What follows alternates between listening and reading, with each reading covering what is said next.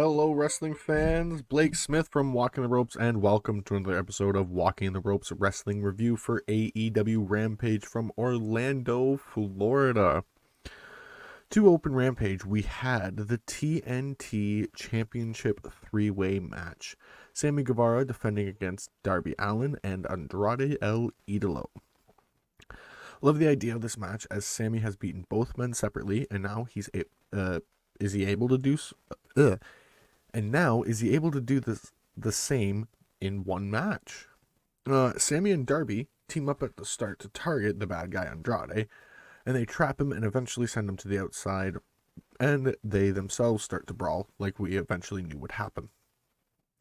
Sammy sets up for a superplex in the corner, and Andrade gets underneath him and powerbombs him with Darby as well. Andrade then takes control from there and is picking apart each man slowly, and he shows off his athleticism by doing a moonsault and having to land on his feet, and then hitting a standing moonsault instead.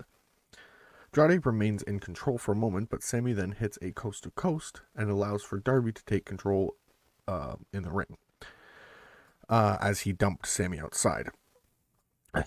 And then they attempt some many roll-ups in the ring, and Andrade comes in to stop it all. Until Sammy and Darby hit a combo offense on him, the GTH, and Darby sends Sammy to the outside, where he can hit the coffin drop. He goes for the pin, but Sammy hits a senton and then pins Andrade. Sammy Guevara defeats Darby Allin and Andrade El Idolo to retain the TNT Championship.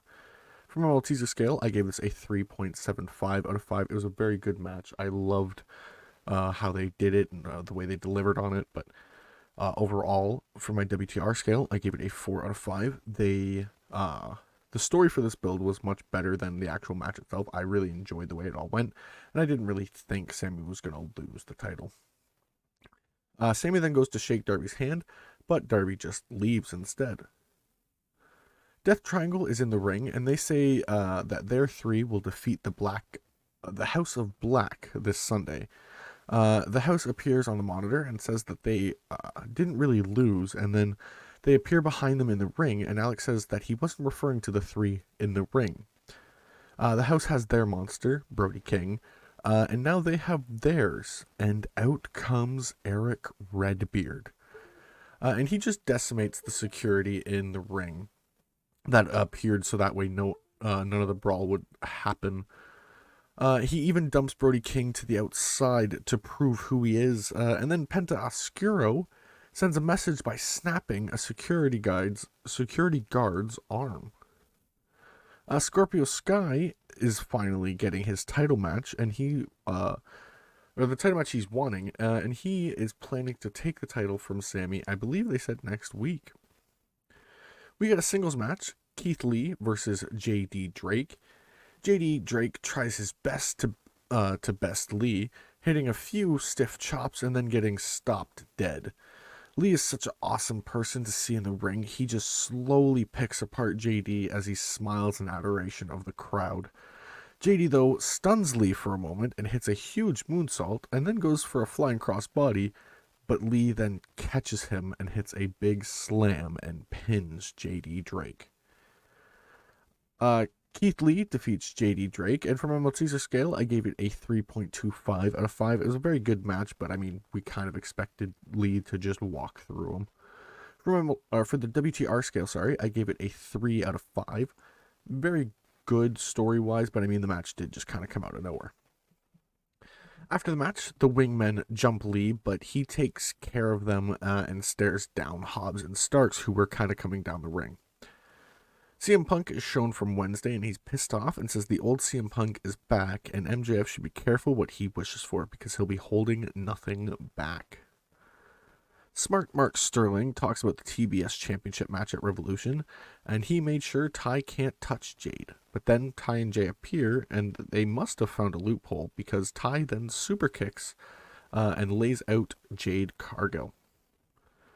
Moving on, we get the Professor's 5-minute challenge, Serena Deeb versus Leah Gray. Serena Deeb looks to make yet another person tap on her long list of victims, and Gray has one strategy: to run. run fast and far for 5 minutes. And it almost works for a minute, but Deeb catches up and locks in a front sleeper from the looks of it for the win. Serena Deeb defeats Leah Gray, and from a Matsuza scale, I gave this a 2.5 out of 5. It was a good match, but we've kind of seen this every time now. For the WTR scale, I gave it a 2.5 out of 5 as well, because for the exact same reason. After the match, Deeb isn't really done there, and she continues to beat down Gray until Hikaru Shida makes her return and targets Deeb straight away. She beats her down with the kendo stick, and then just targets Deeb's knee as she is held back. Eddie Kingston talks about his match on Sunday and says he will embarrass Jericho this Sunday.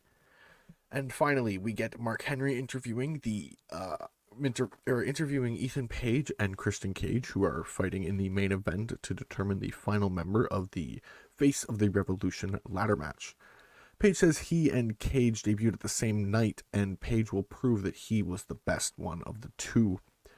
Cage says he was built for ladder matches and really wants in this one, so he is going to walk through Page. We then get our singles main event, Christian Cage versus Ethan Page, going up for this Revolution qualifying ladder match. Sorry, that was weird.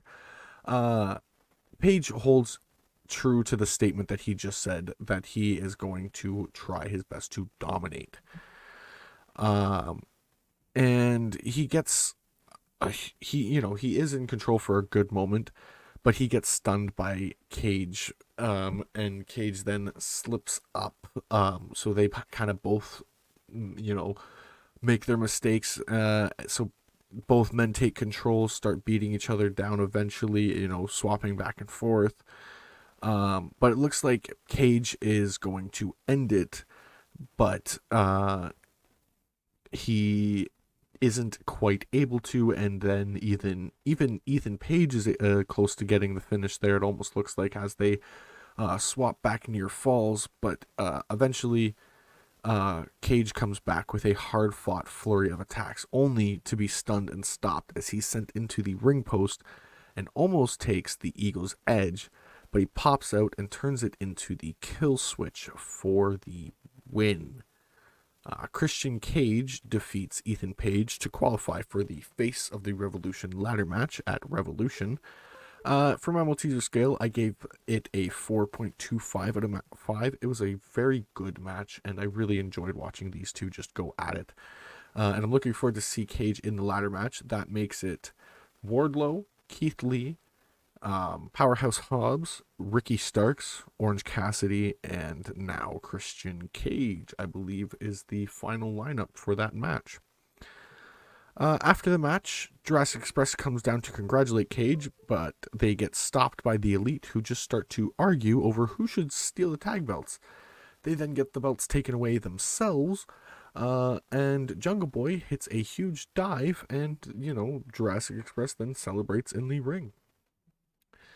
But that is all for this episode of Walking the Ropes Wrestling Review. Thank you all for dropping in. If you enjoyed, make sure to like, subscribe, and hit the bell icon to get notifications whenever we upload a video. And I'll see you in the next one.